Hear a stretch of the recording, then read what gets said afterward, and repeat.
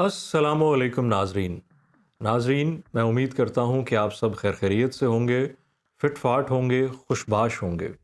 नाजरीन, मेरा नाम बिलाल सईद है और मैं पाक वेटनरी सर्विसेज PVS के प्लेटफॉर्म से आपसे मुखातिब हूँ। नाजरीन, आज की इस वीडियो का टॉपिक है मवेशियों की डिवर्मिंग। ये एक ऐसा टॉपिक है जिस पे आज से पहले आपने YouTube और Facebook पर कई वीडियोस देखी होंगी। इन कई में से चंद ही वीडियोस ऐसी होती हैं जिनमें बताई गई इन्फॉर्मेशन मुस्तनद, मुफीद और अच्छी हो, जबकि मेजॉरिटी ऑफ द वीडियोस, अक्सर जो वीडियोस हैं, उनमें बताई गई इन्फॉर्मेशन बिल्कुल गलत, बेबुनियाद और बेतुकी होती है। ऐसी इन्फॉर्मेशन जब फार्मर तक पहुंचती है और जब फार्मर ऐसी वीडियोस को देखता है तो उसके जहन में कन्फ्यूजन के सिवा और कुछ नहीं आता।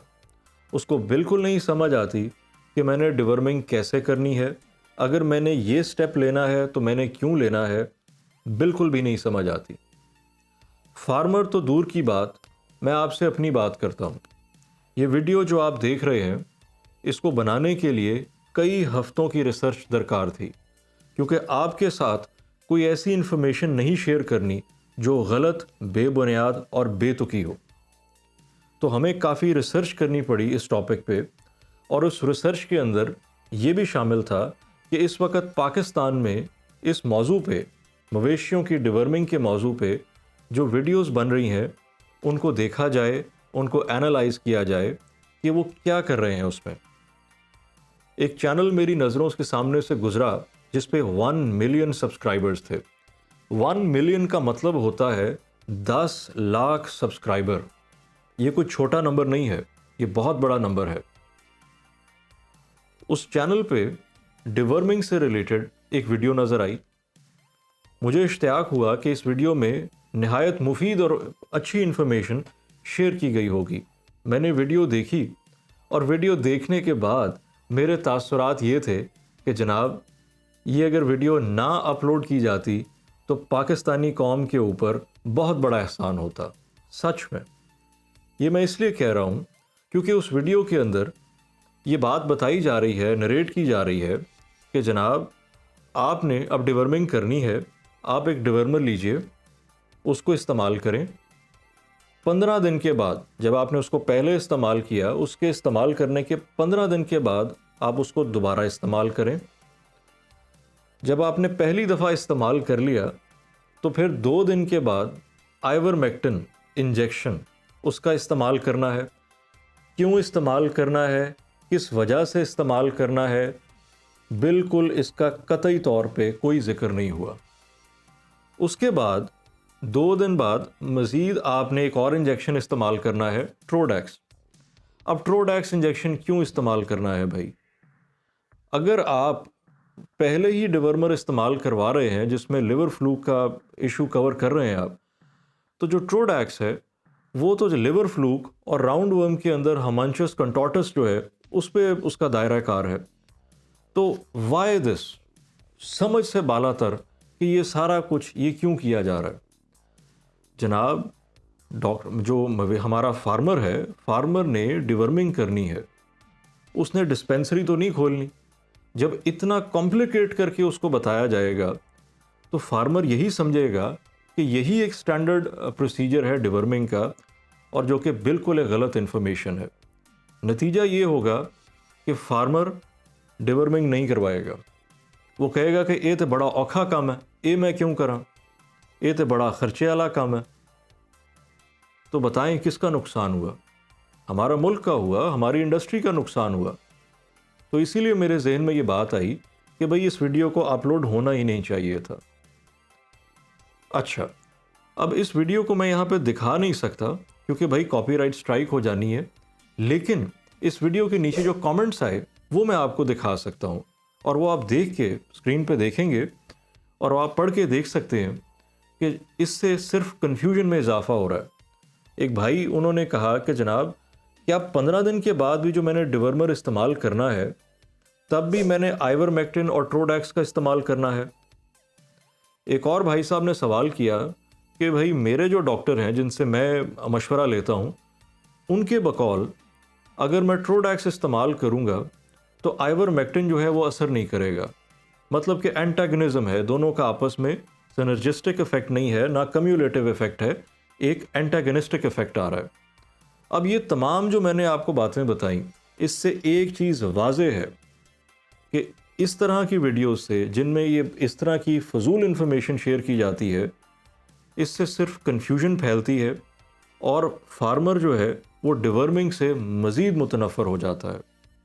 इसी सब को देख के हमने अपने इस चैनल के ऊपर ये डिवर्मिंग की जो वीडियो है, ये सबसे पहला हमारा टॉपिक है, क्योंकि इसके ऊपर बहुत ज़्यादा मिथ्स हैं, बहुत गलत इन्फॉर्मेशन जो है वो मार्केट में सर्कुलेट कर रही है। तो सबसे पहले हमने इस टॉपिक को सेलेक्ट किया है और ये एक वीडियो नहीं है, बल्कि ये 3 से 4 वीडियोस की एक सीरीज़ है जिसमें हम डिवर्मिंग से रिलेटेड जितने भी टॉपिक्स हैं, जितने भी पर्सपेक्टिव्स हैं, हम उन तमाम का जायज़ा लेंगे, तमाम का अहाता करेंगे। जैसा कि डिवर्मिंग क्या है, मवेशियों की डिवर्मिंग का मकसद क्या है, पाकिस्तान में मवेशियों की डिवर्मिंग की ज़रूरत है भी या नहीं, मवेशियों की डिवर्मिंग कैसे की जाए, डिवर्मिंग के लिए कौन सी अद्वियात या डिवर्मर्स का इस्तेमाल किया जाए। इसके साथ हम डिवर्मिंग का शेड्यूल बनाना भी सीखेंगे गाय, भैंस, भेड़ और बकरी के लिए। और आखिर में हम डिवर्मिंग से जुड़ी चंद मिथ्स जो हैं हम उनको भी डिस्कस करेंगे। तो जनाब, आगे बढ़ने से पहले आपसे मौदबाना और आजिज़ाना गुजारिश है कि हमारा जो यूट्यूब चैनल है पाक वेटनरी सर्विसेज का, इसको जाइए इस पे और इसको आप सब्सक्राइब करें, लाजमी करें। हमारा फेसबुक पेज है पाक वेटनरी सर्विसेज, उधर जाइए, उसको लाइक करें और उसको फॉलो करें। भाइयों, इसमें आपका फ़ायदा है। चलें भाई, हम मज़ीद वक्त नहीं ज़ाया करते, टॉपिक की तरफ हम आगे बढ़ते हैं। डिवर्मिंग क्या है? डिवर्मिंग अंग्रेज़ी ज़बान का लफ्ज़ है और ये 2 अल्फाज का मजमुआ है, डी और वर्मिंग। डी का मतलब है ख़त्म करना या इख्तिताम करना, और वर्मिंग जो है ये लफ्ज़ वर्म, WORM, वर्म, इससे निकला है। अब उर्दू में जो लफ्ज़ वर्म है, वाओ रे मीम, इसका मतलब होता है सोजिश या सोजन। लेकिन अंग्रेज़ी ज़बान में जो लफ्ज़ वर्म है, WORM, ये बेसिकली किरम या कीड़े के लिए इस्तेमाल होता है। और ये जो किरम है या ये कीड़े जो हैं, ये मवेशियों और जानवरों में पाए जाते हैं। कौन कौन से मवेशियों और जानवरों में? गाय भैंस, भेड़ बकरी, गधा घोड़ा, डॉग कैट, इन तमाम में ये किरम और ये कीड़े हैं जिनको वर्म्स कहा जाता है, ये पाए जाते हैं। अब इनकी 3 मेजर इकसाम हैं। एक को कहते हैं नीमाटोड, एक होते हैं जनाब ट्रीमाटोड्स, और तीसरे होते हैं सिस्टोड्स।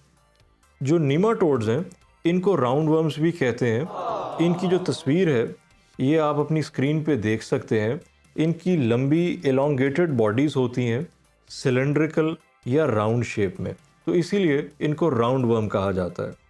जो ट्रीमाटोड्स हैं वो फ्लूक्स हैं। फ्लूक्स जो हैं वो चपटे होते हैं, तो ये भी आप अपनी स्क्रीन पे फ्लूक्स देख सकते हैं। और इसमें जो सबसे ज़्यादा मशहूर है और जिसकी सबसे ज़्यादा प्रेवलेंस है वो लिवर फ्लूक है। इसके बाद आ जाते हैं सिस्टोड। सिस्टोड के अंदर टेप वर्म आता है, जिसको उर्दू में आप कह सकते हैं फीता नुमा किर्म। ये भी पाकिस्तान में भी प्रेजेंट है, इंटरनेशनली भी प्रेजेंट है। तो ये 3 बेसिकली इसकी मेजर टाइप्स हैं। इन पे हम आगे चल के भी बात करेंगे, अभी तो सरसरी बात हमने की है। इनकी साख्त भी आपने देख ली, इनकी जो तस्वीर हैं वो भी आपने देखी। तो ये जो वर्म्स हैं, ये जो कीड़े हैं, ये पाए जाते हैं जानवरों में। अब हम जो है इसकी डेफिनेशन करते हैं डिवर्मिंग की। तो जनाब, इससे पहले डी का मतलब हो गया ख़त्म करना, इख्तिताम करना। वर्म जो है ये कीड़े और किरमों को कहते हैं। पाए ये किधर जाते हैं? जानवरों में और मवेशियों में। तो अब हम इसकी डेफिनेशन या तारीफ़ करते हैं हम डिवर्मिंग की। डिवर्मिंग एक ऐसा अमल है जिसके नतीजे में मवेशियों और जानवरों के जिस्म के अंदरूनी कीड़ों और किरमों का खात्मा किया जाता है। ये तो हमने जनाब इसकी डेफिनेशन बना ली लफ्ज़ी लिटरल अल्फाज की बुनियाद पर। अगर हम इसमें मज़ीद थोड़ा सा इजाफ़ा करें तो इसमें हम जो बैरूनी कीड़े हैं जैसा कि टिक्स, माइट्स, लाइस, वार्बल फ्लाई, इनका भी इजाफ़ा हम कर सकते हैं क्योंकि ये भी मवेशियों में बहुत नुकसान पहुंचाते हैं। तो इनका जब हम इजाफ़ा करेंगे अपनी इस डेफिनेशन में तो फिर हमारी जो डेफिनेशन है, जो हमारी तारीफ़ है डिवर्मिंग की, वो कुछ इस तरह हो जाएगी। डिवर्मिंग एक ऐसा अमल है जिसके नतीजे में मवेशियों के जिस्म के अंदरूनी और बैरूनी कीड़ों और किरमों का ख़ात्मा किया जाता है। अच्छा, इसमें एक छोटी सी चीज़ मैं ऐड कर देता हूँ कि जो अंदरूनी कीड़े होते हैं या अंदरूनी किरम होते हैं, इनको एंडोपैरासाइट्स भी कहते हैं। एंडोपैरासाइट्स जो है, एंडो जो लफ्ज़ है एंडो का मतलब होता है अंदरूनी, और एक्टो जो है ECTO एक्टो, इसका मतलब होता है बैरूनी। तो अब हमने इस डेफिनेशन के अंदर एंडोपैरासाइट्स और एक्टोपैरासाइट्स दोनों को हमने इसमें शामिल कर लिया है। तो जनाब दोबारा इसकी हम एक दफ़ा रीकैप कर लेते हैं कि डिवर्मिंग एक ऐसा अमल है जिसके नतीजे में मवेशियों और जानवरों के जिस्म के अंदरूनी और बैरूनी कीड़ों और किरमों का खात्मा किया जाता है। क्या पाकिस्तान में डिवर्मिंग की ज़रूरत है भी या नहीं? इससे पहले कि हम डिवर्मिंग के मकासद और इसके फ़वाइद पे बात करें, हमें ये तय करना है और ये डिस्कस करना है कि आया कि पाकिस्तान में डिवर्मिंग की ज़रूरत है भी या नहीं। ऐसा तो नहीं है कि हम बिला वजह ही अपने मवेशियों में और अपने जो बाकी जानवर हैं उनकी हम डिवर्मिंग कर रहे हैं। तो ये किस तरह हम तय करेंगे? ये तय करने के लिए हमें सहारा लेना पड़ेगा डिफरेंट आर्टिकल्स का, रिसर्च पेपर्स का और केस रिपोर्ट्स का।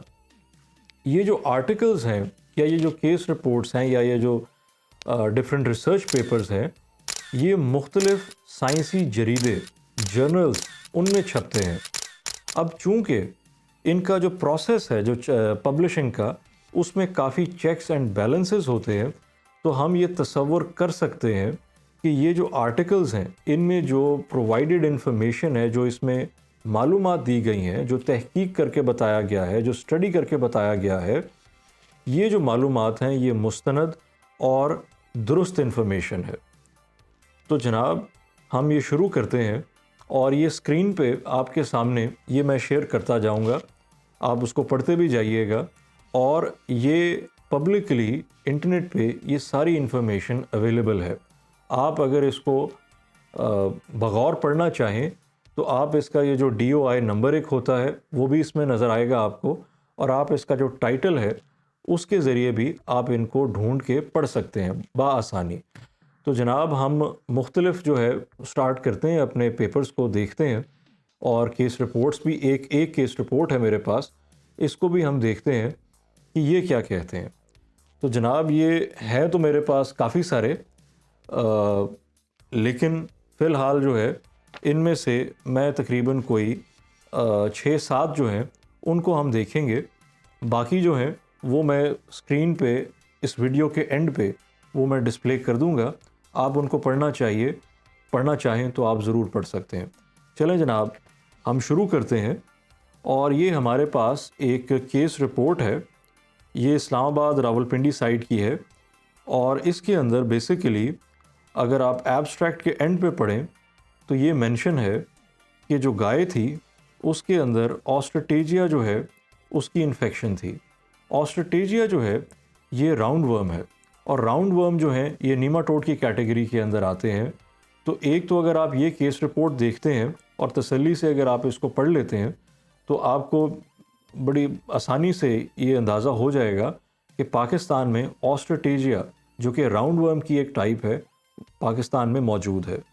आगे हम चलते हैं तो हमारे पास ये एक और आर्टिकल है, और ये आर्टिकल जो है ये खैबर पख्तूनख्वा साइट का आर्टिकल है, और इसके अंदर 314 गाय और भैंसें, उनके गोबर को एग्ज़ामिन किया गया फॉर द प्रेजेंस ऑफ ये जो पैरासाइट्स के अंडे हैं, इनकी प्रेजेंस के लिए क्या ये अंडे मौजूद हैं या नहीं।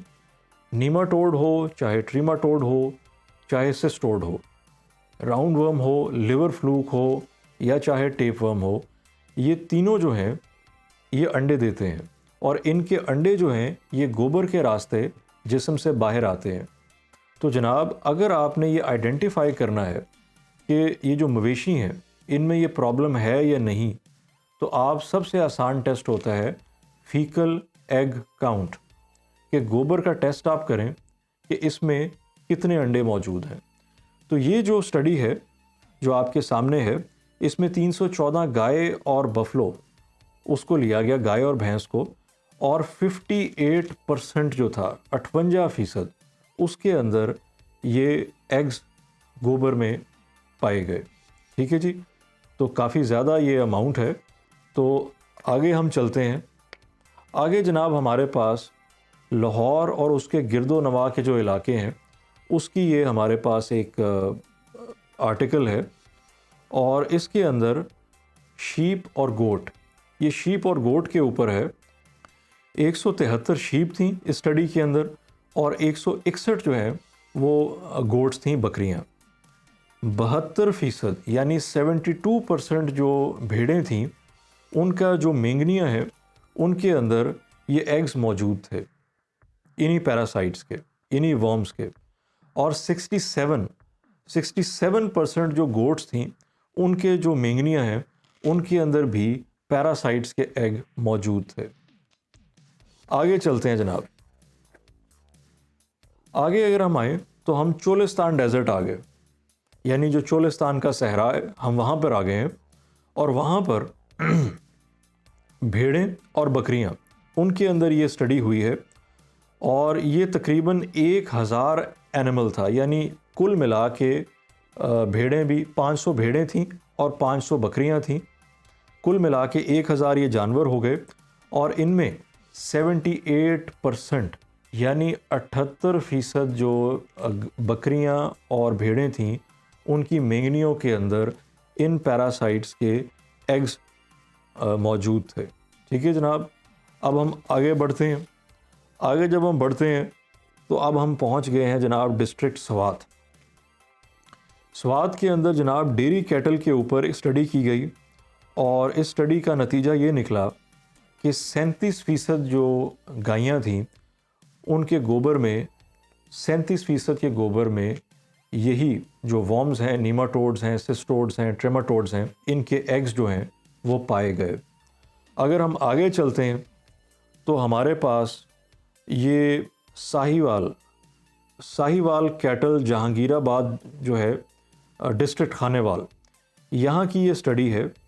यहाँ पे ये शीप्स थीं, और इन शीप के अंदर 300 शीप थीं, और उन 300 में से 231 जो शीप थीं यानी भेड़ें, उनके अंदर ऑस्ट्रेटीजिया, जो कि मैंने पहले भी आपको बताया कि एक राउंड वर्म की टाइप है, वो मौजूद थी, यानी 77% के अंदर ये मौजूद था ऑस्ट्रेटीजिया।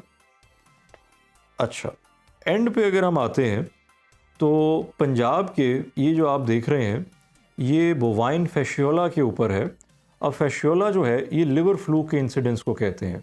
अगर लिवर फ्लूक मौजूद है जानवर में तो इस बीमारी को फैशियोलिसिस कहते हैं। ठीक है जी।